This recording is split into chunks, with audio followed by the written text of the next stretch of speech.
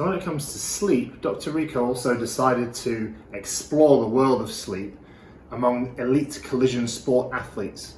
So he enrolled for his PhD with Auckland University of Technology, and his work was actually published in the European Journal of Sports Science in December of 2015. And this was titled "The Prevalence of Poor Sleep Quality, Sleepiness and Obstructive Sleep Apnea in Athletes." He's currently the team lead of sports nutrition at the Singapore Sport Institute and is enjoying applying both his nutrition and sleep knowledge to the elite environment here in Singapore. Whereabouts would you rank sleep on a scale of importance compared with other lifestyle factors such as movement, training, and nutrition? Oh, that's a really good question, actually. It's one that I like to ask other people as well. What's more important, sleep, food, or human movement? Certainly if you look at our hierarchy of needs as humans to survive, we need to eat food, we need to drink water, we need to breathe air, and we need to sleep. We need those four things, and those four things only, really, to survive. Of course, we're in the business of not only helping people survive as performance scientists, but also thrive, right? And so it turns out these four tenets of life are also really important for athletic performance and recovery, of course. My answer is that sleep is more important than food. If we quit both at the same time, we'll die of sleep deprivation before we will starvation. We'll just be completely overcome with a systemic immune collapse, and we'll be overwhelmed with pathogens and infections. And such is the importance of sleep. It taps into every single cell and every single system in our bodies, from our brains to our muscles, to our hormones, to our metabolic health.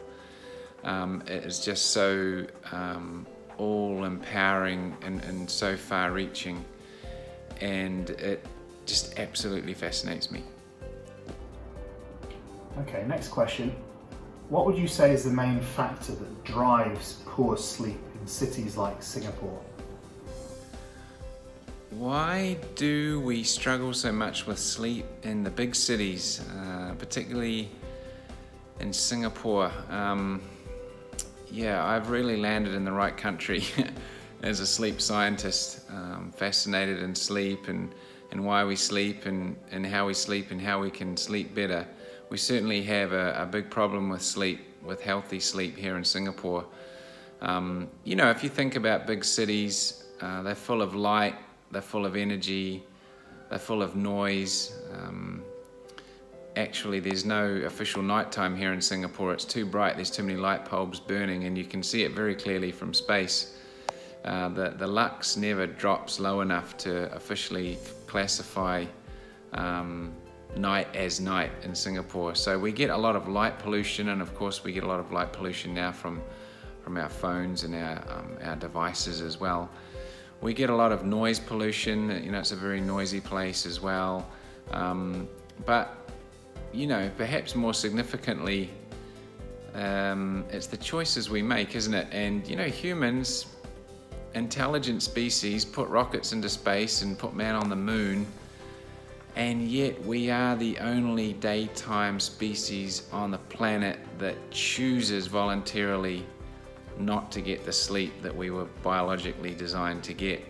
I think we've lost something like 2 hours of sleep per night on average over the last 40 years. Humans cannot adapt to that, and it's really starting to hurt us now, at a brain level, at a psychological level, and at a physical level, and a metabolic health level as well.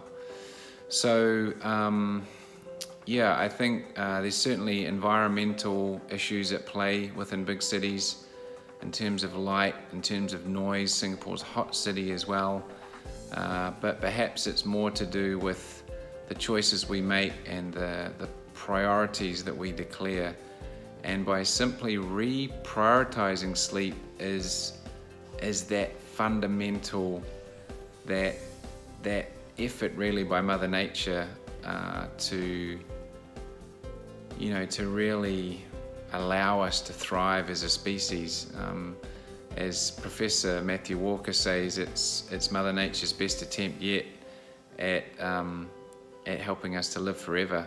When you look at the way that sleep enhances our health, both mentally and physically, it really is something. And there's a lot of factors in play in the city that interfere with that natural rhythm and drive, but ultimately it comes down to choices. Humans can really dissolve any problem that they so choose. We just have to put it on the radar for people to really decide to do something about. The last question, what are your 3 top tips to improve the quality and quantity of sleep? Oh, okay. Top tips to improve sleep. Can probably keep it very simple, actually. I mean, if you're really interested in the space, just get your computer out or your phone out and Google sleep hygiene.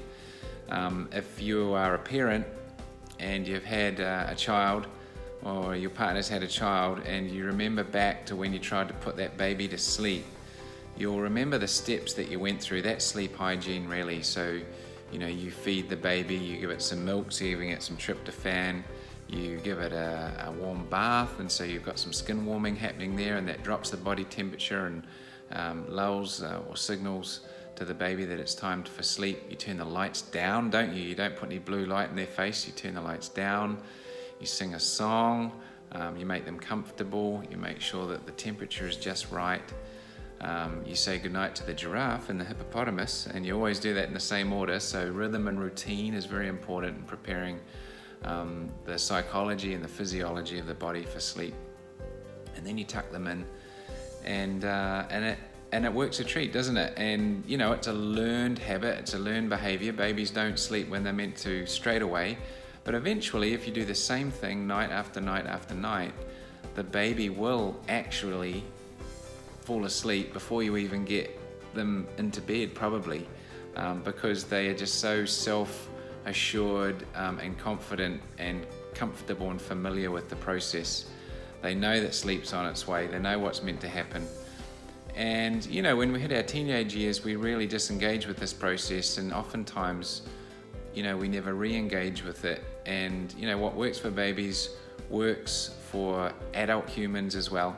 Sleep hygiene, look it up. Similarly with a baby, a regular sleep-wake routine, very, very important. Turn the lights down, use your night mode on your phone. Turn the lights down, the overhead lights down in your ceiling, turn them down and light a little lamp. It's almost like you're camping. When the sun goes down, people get sleepy when they go camping, don't they? It works in a house as well. Make sure that your room is not too hot. This is a very, very important one, particularly in Singapore. It's hot here. The human body, the physiology, it's not designed to sleep very well when it's hot. Actually, the ideal optimum sleeping temperature is 18 to 20 degrees Celsius. I broaden that range a little bit because, we're not used to cold temperatures here in Singapore.